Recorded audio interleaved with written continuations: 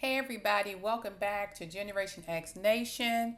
First thing first, as always, thank you to all of my new subscribers.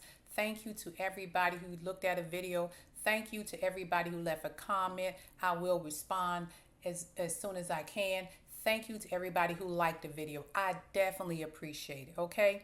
And if you haven't, go back into my catalog and look at some of my videos and my shorts. I think I do a good job. I don't know about the rest of y'all. I don't do no bad or no worse than anybody else. But I do know you guys have the option to subscribe and watch other channels who've been around longer than me. I understand that. So if you took the time to give me and show me some love, thank you. I appreciate it from the bottom of my heart. Now, this video I'm about to do today, child, it ain't gonna take long. We are kind of toward the mid-season of Real Housewives of Atlanta because I know Phaedra should be showing up next Sunday. So what I want to do is kind of a breakdown of each character, a cast member on the show, and kind of give you my synopsis of them. Again, everything I say is alleged in my opinion and for entertainment purposes only. I do my commentary based on what you give me off the TV screen. That's it. Don't have a dog in this fight. I don't, love or hate anybody. I don't know anybody personally. So when I do these commentaries, it go week by week based on what I see. One week I may like you, the next week I may think you full of crap. That's just how it goes. So with that being said, I'm going to go through each cast member and tell you where I see them at so far heading to the mid-season of the show. First, we're going to talk about Kelly. Like Kelly, again, I don't hate anybody.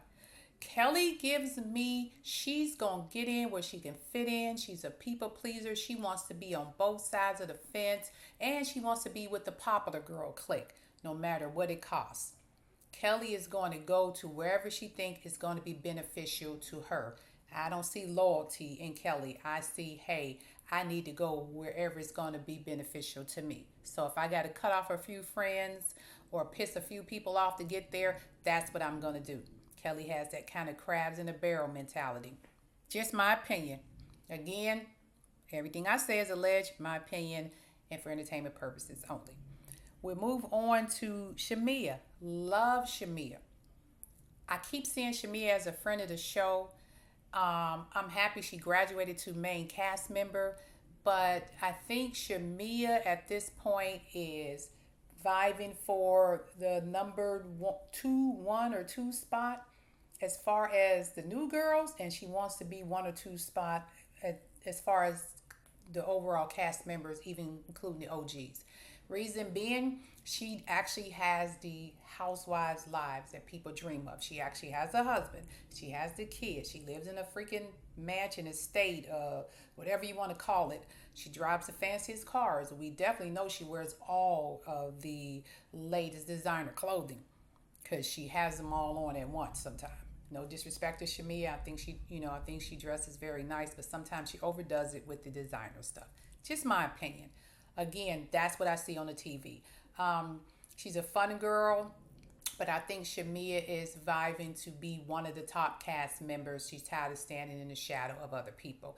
Again, it may cost her a few friendships along the way, but she's going to get there. She doesn't need the money. She just wants more of that notoriety or something. That's what I'm getting out of that. Because I'm seeing her doing a lot of, YouTube channels, interviews, radio, podcasts, and all that stuff. So Shamia is climbing her way to that number one spot. Britt gives me, no disrespect to generations, but she gives me what do you call it? Entitlement, millennial type behavior. And I don't think she's a millennial, but she gives me that I will not be accountable for nothing I do. Everything I do is everybody else's fault. Y'all need to cater to me and my feelings because my feelings count. And whatever come out of my mouth, y'all are to believe it. Britt never tells the truth. She gives you half truth, or she doesn't give you the full story, or she just outright lying. I don't know. She's one of those people that whenever she tells you something, take it with a grain of salt. She's trying to make the story fit whatever scenario or narrative that she's trying to create. Storyline, the moment, whatever. Britt doesn't give me that she's always upfront and honest about what's going on. Angela, I don't care what nobody say, love her or hate her. I like Angela. I think Angela gives me the Sheree Whitfield type of behavior. Angela is that woman who is gonna carry the bones. She gonna bring it up in front of everybody like Sheree used to do. Cause Sheree would sit there at a dinner table and be like, "Hey, well, didn't you say so and such and such and such?" That's exactly what Angela does. But she also gives me a ride or die type chick. She gives me, hey, Drew is my friend, and I'm going to fight for my friend. You're not going to say nothing about anybody in front of my friend. That's what she gives me, okay? But she also gives me, I'm going to stir the pot a little bit and be a little messy. And she's vibing to be, she wants people to know, hey, I'm here. I'm here. I'm going to do what I do. And she's quick with some of the shade. I will say the funniest thing came out of her mouth this year when she so far this season is when she told Britt, "You had miles on your mouth. I thought I would die." So Angela is coming for it. She's coming for them. She's trying to solidify her place on the show. And I think with just a tad bit of that messiness she does and a sprinkle of shade, I don't think Angela has anything to worry about. We're going to go to Cynthia. Cynthia's kind of giving me, I don't know, she's giving me more of a, I'm going to be the mother of the crew. I'm going to keep everything calm. I'm going to kind of like Candy would be. And not that Candy was the mother of the crew, not talking age or anything, but Candy was more of a level-headed person until you pissed her off. She heard your side, she heard her side. She tried to figure out if y'all can work it out amongst each other, but she did stay loyal to who she was loyal to. And right now, Cynthia's loyal to Portia, somewhat loyal to Drew because she know Drew ain't telling the truth, and she's kind of on the fence with some of the other girls. It's going to be interesting when Phaedra comes in if her loyalty is going to go towards Phaedra because, again, these are the OGs of the group, okay? She's trying to build friendships, but Cynthia's the type of person, I know people say she blow with the wind, but Cynthia's not going to bring you in too close until she's sure she can trust you. Even though her and Portia didn't have the best relationship, she knows Portia. Even though she knows Drew ain't telling the truth, she knows Drew. And Phaedra may not be her best person in the world, but she knows Phaedra. So Cynthia is going to ride that fence and stick with people she know until she decides that this person over here is okay or that person's over here okay. Then she will bring them in. That's my take on Cynthia. Drew is going to do everything she can this season to not let y'all know too much about what's going on in the divorce, but to make sure she makes Ralph looks like the bad guy. Ralph said he got something on Drew and he wanted it all open. We don't know, but I could see Drew's eyes looking very, very scary when she was talking about it. With her lawyer that they was going to release some stuff. And I'm like, hey, if you ain't did nothing, why are you looking so nervous and scared? If all the dirt's on Ralph, then why are you looking scared? Once again, Drew be lying. Drew literally be lying. Because I do not believe that Ralph would, well, I don't like Ralph I don't care for Ralph that much. But I believe there's some stuff in there on Drew. Do I believe Drew is messing with Dennis? Absolutely not. I believe Drew and Dennis may have flirted a little bit, kiki, whatever, but she doesn't give me the type of girl who will do that to Portia. Drew is trying to hustle and make her money. She knows she has a family to take care of. But the thing I don't get with Drew is Ralph went in that courtroom and said he pays for everything. He pays all the bills in the house, and Drew was like, you're lying. They went back and forth. Drew, if it was me, and you told me you pay every bill in the house, I promise you, I would have said, you know what, we'll continue to do so. You should have packed your crap up and pack your children up and temporarily move to just a small condo or something until the divorce is over and let him pay the bills. Any bill that's in your name, just take it out of your name, have him put in his name and say, you know what, you stay there and pay the bills until the court decides who gets the house or if we have to sell the house. I cannot stay under the same roof with you while we're going through the divorce. You bring the kids over when Ralph can come out the basement, bring him over doing his visitation, and you have your space to live. You and your sister can stay there or whatever. I'm not understanding. You couldn't told me that I pay every bill in here and I know you ain't got a job. I'll be like, okay, I mean, we're going through the divorce process. You pretty much can have this house. I'm going to move somewhere in a condo, in the same neighborhood. You don't have to change the kids' school, but stop paying the bills over there and go and pay the bills where you at and let him do what he said he'd do.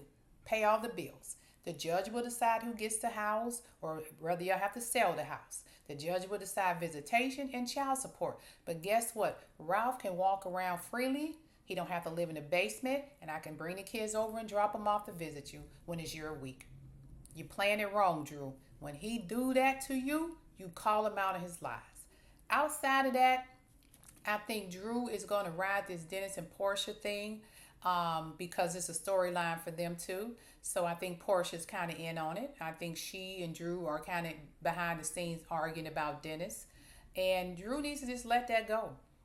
Just do what you got to do with Dennis and move on. Stop arguing with Portia. Portia's not going to let you win. But Drew, you got to come off and be a little bit more truthful to what's going on. Portia is moving in to be the queen of Real Housewives of Atlanta. In her mind, she has been called back or brought back to save the show, which we don't believe. I believe you came back because you and Simon are getting a divorce and you don't have to show your marriage on there. And at the end of the day, you would never be Kenya. The show is lacking something to me, and that is Kenya. Portia cannot replace Kenya.